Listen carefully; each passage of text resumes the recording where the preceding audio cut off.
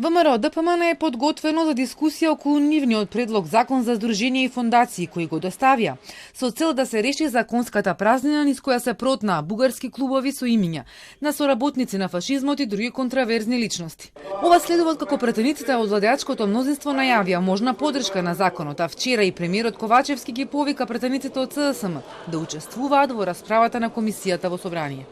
Јас до сега не сум слушнал ниту една забелешка од страна на владата, од страна на СДСМ, на текстот на законот. Доколку достават такви забелешки, подготвени сме да разговараме, но суштината е да не ни се случува тоа што денеска ни се случува. Тоа е да се формираат здруженија кои што се со една цел, а тоа е асимилација и промоција на фашизмот и нацизмот кој што македонскиот народ заедно со останатите граѓани во Македонија за време на Втората светска војна го порази. Тука пред се мислам на бугарскиот фашистички окупат. Мицкоски вели дека се уште не е договорена средба на која ќе се дискутираат забелешките и поддршката за нивниот закон.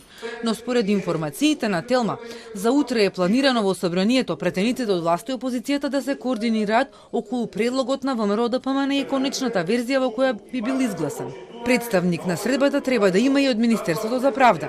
Според информациите на Телма, предлог законот на ВМРО ДПМН предвидува и решение за веќе формираните и одобрени здруженија со спорни имиња.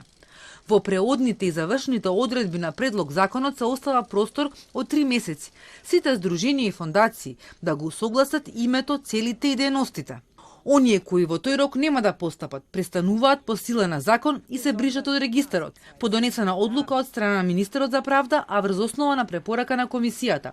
И правниците предлагаат ретроактивност во законот како решение за проблемот со имињата на здруженијата. Јас би оставил еден дополнителен рок сите здруженија и фондации кои што се основани во Македонија во еден определен рок да ги усогласат своите називи и своето работење со новиот закон. Тоа значи дека на таков начин ние ќе одиме на ретроактивно важење на новиот закон или на новите одредби, но тоа во овој случај е оправдано, заради тоа што гледаме деновиве и дека и меѓународни организации укажуваат на тоа дека здруженија со такви имиња асоцираат на поддршка на фашизмот и на соработниците на фашизмот, што во Европа е забрането, односно во многу држави во Европа имаат многу порестриктивни закони. Пепе Љуговски смета дека нашиот закон за здруженија и фондации е многу либерален и препорачува дека треба да бидеме во чекор со пресудите на Европскиот суд за човекови права, но и да се следи принципот на реципроцитет. Паралелно и Министерството за правда подготвува измени на законот за здруженија, кој е во почетна фаза и до крајот на месецот треба да биде објавен на електронскиот регистар за прописи, за да можат сите заинтересирани да дадат своји забелешки. Со оваа процедура се предвидуваат измени и во други одредби на законот, не само во делот за имињата.